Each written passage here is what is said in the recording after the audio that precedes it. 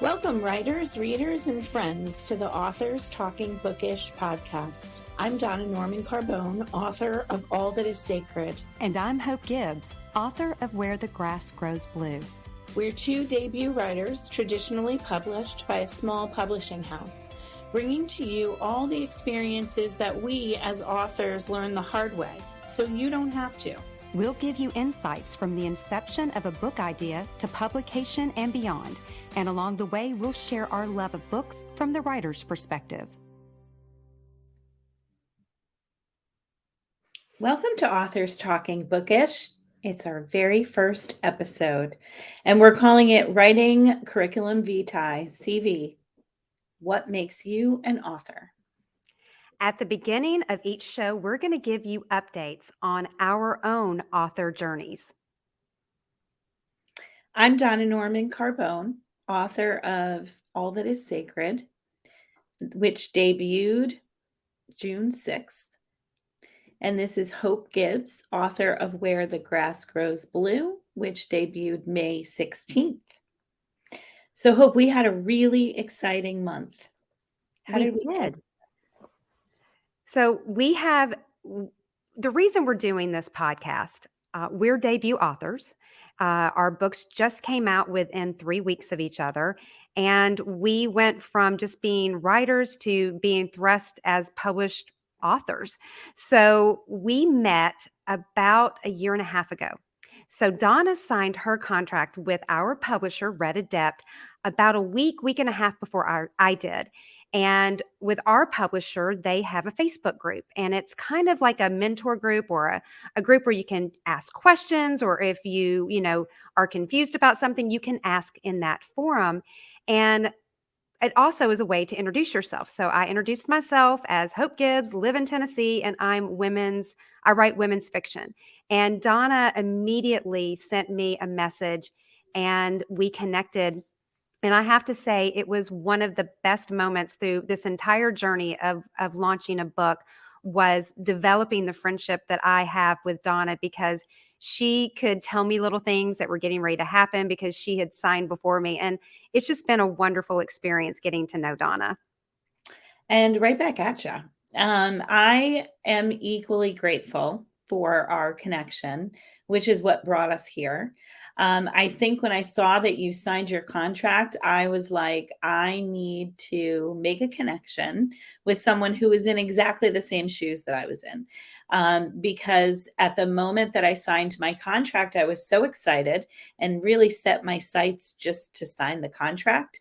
And with the possibility of publishing my book, that I hadn't really considered what next. And I was so overwhelmed, I had no idea what was next. So Hope and I really worked kind of in tandem and reciprocally at times, because in the beginning, it looked like my book was going to launch first because I'd signed my contract first and I got my edits back first, and then it switched. And so Hope got her launch date, which was sooner than mine. So then she was sort of in the lead and was knowing what was going on and helping me out.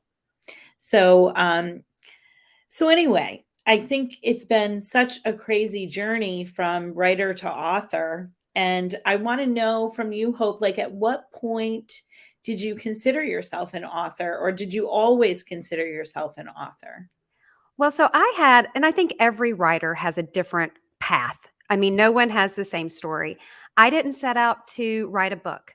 A few years ago, I was getting ready to say goodbye to my second son. I have 5 children, and I had been a stay-at-home mom for 20 years at that point. And then it dawned on me, because I could do math, that I was still going to be in my early 50s when all of my kids were leaving. So I kind of had like a little bit of a little crisis, and a friend said, well, start journaling, journal your feelings. So I started journaling, and that lasted about a week. I didn't like it. I didn't want to talk about me or my feelings. What I started doing was I created some character, and then it hit me, maybe I could write a book, because I went to college. I have a degree in television production. I wanted to write for TV, but life got in the way and I didn't do it. And so I started writing and I did it in secret. No one knew what I was doing. I didn't have a community around me. So to say that to go from a writer, just to even say I was a writer, that was a big step to say, oh, I'm a writer. And I'm now just getting used to the word author. It was hard for me to even say I'm an author. And now I am an author. So what about you? Donna, when did you think that you were a writer? When did you feel like you were an author? Tell me about your story. So I have always felt like a writer. From as early as I can remember, my mother has a picture of me as a 4-year-old sitting down at the desk, just, writing away. Um, in many ways, I felt like I lived in my head a little bit and I kind of created this whole world that was in my head. And so I went on to write poetry and short stories. I remember for each of my school yearbooks, middle school and high school, I was like the person people would come to and say, "We need a poem." So I would write a poem. And I always thought it would be wonderful to publish, but you go through college, and my professor in college laughed when I told him I wanted to be a writer. He's like, "You need to find a day job. You need to pay the bills." And so he was right. And so I became a teacher, which, is another passion of mine. Um, but then I had kids, and life gets in the way, and so my dream of being a published author was put on the back burner for a long time. Mhm. And I really felt like there was this hierarchy, almost like I always knew that I was writer. I always had confidence in my writing, but I would not call myself an author until I was a published author. And it needed to be a traditionally published author. I actually have had some of my poems published, and I still didn't consider myself an author until I got that novel published. So, it was that moment, probably when I signed my contract, I started to really kind of recognize myself as an author. But I do think for everybody it's different. I remember somebody saying, "You're an author when you have put words to page and finished a project, no matter what that project looks like." I agree. I mean, I do think that it is a little daunting. When I signed my contract, I still had a hard time saying the word author. And I don't think I really felt comfortable with it until the morning that my book debuted. I'm a person who goes to bed really early. I can barely stay up past 9 o'clock. And on my day, on May 16th at midnight, I stayed up because I wanted to actually see the moment that I truly, in my mind, felt that I was an author. So, but I think it's different for everyone. And I don't think that there's a right way, one way or the other. No, I don't either. I absolutely don't. And, in retrospect, there are a lot of things that I would have done differently, if I were to go back in time. But I think the one thing that I would have altered is just believing in myself and my ability. It's that confidence piece. Um, so one thing that I wanted to ask you is, the change from, being a writer to being an author. Like, what does a typical day look like for you?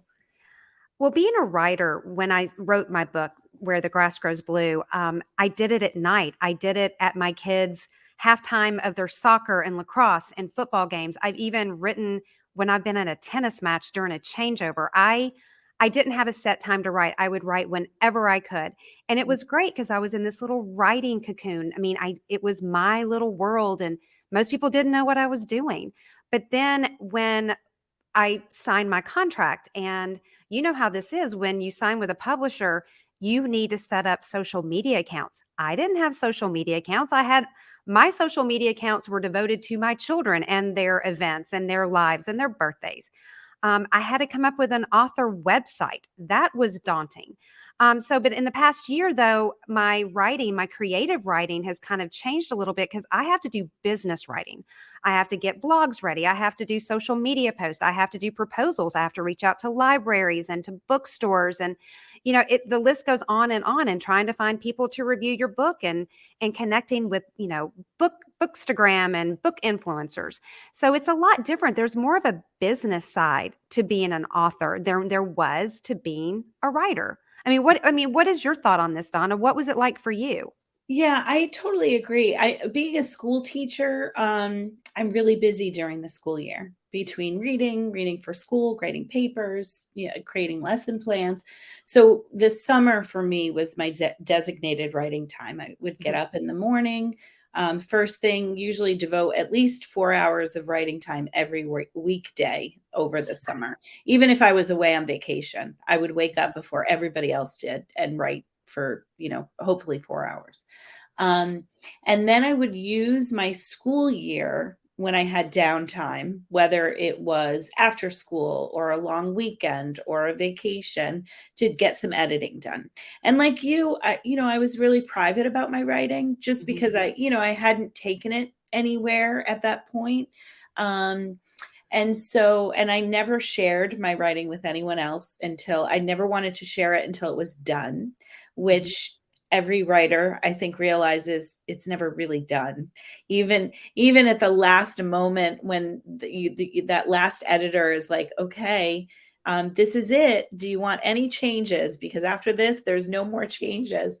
It's almost like you get this, like, no, I'm not done. It always needs work. Um, but I, like you, went from this very private space of writing Mhm. to a change in sort of just my total outlook, because I didn't realize how much business and marketing played into becoming a published author. And so now my priorities and have shifted because they've had to from an organizational perspective.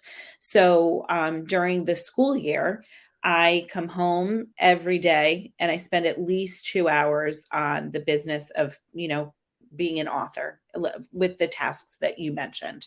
Who knew that you had to ask other authors for blurbs? I had to learn how to write letters for that.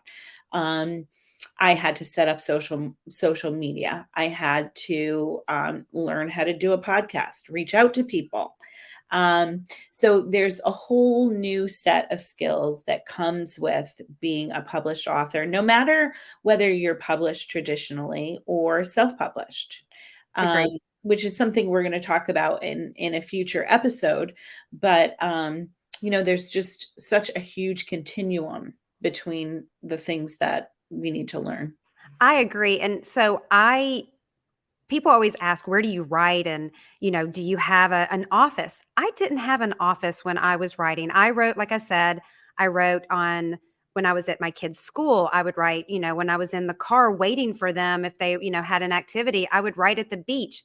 But when I became an author, so to speak, when I signed my deal, I actually devoted a part of my house to having an office because you have all these things on your calendar. You've got emails you've got to respond to. You've got all these, there's just so much. And so now I actually have an office devoted not to writing. I'm not going to create anything in there, but it's very much a business. Can you tell everybody the name of your office? It is. It's called my Cloffice. So we have an office. We I bought this love it. house years ago, and the person we bought it from, he worked from home, and so we have this beautiful office, but it's just too big for me. But there was a closet um, beside it, and so I turned it into my Cloffice. I love that. I'll have to do a tour there. I mean, it's going to Yeah. take. It's literally. I think I could lay down in it. I'm very short as well as you are, Donna. We are. I think it's about 5 feet, but Wow. that's all I need. Wow. Yeah, maybe we'll do an episode about writing spaces. Yes, or author quote unquote spaces. Yeah. So what are some of the things that you have learned along the way? Things that you didn't know before, aside from even the business stuff. It's shocking how much I didn't know. I mean, I did not go I'm not trained. I'm not a trained writer. I did have marketing in my background. I Mhm. did work a little bit in corporate America. Marketing was my minor, so that part actually came easier, but I didn't know the lingo. There Mhm. was so much lingo when I did start querying or when I was trying to come into the writing community. There was all these acronyms and things I had no idea. like a CP. That's a critique partner. I didn't know what a critique partner was because I didn't have one, or a beta reader. I mean, what about you, Donna? How did you learn everything?